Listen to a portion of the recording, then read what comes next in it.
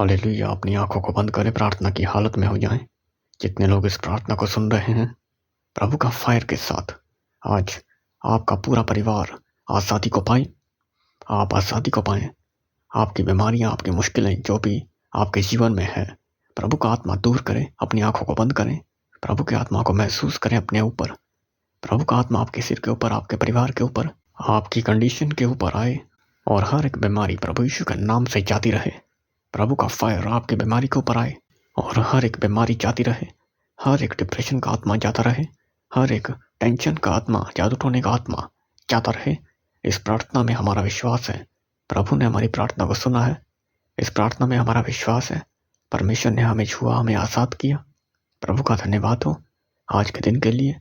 हम अपने आप को, अपने परिवार को प्रभु यीशु खुदा तेरे पवित्र हाथों में देते हैं और सब कुछ तेरे पवित्र नाम यीशु नाम से मांग कर कहते हैं, आमीन।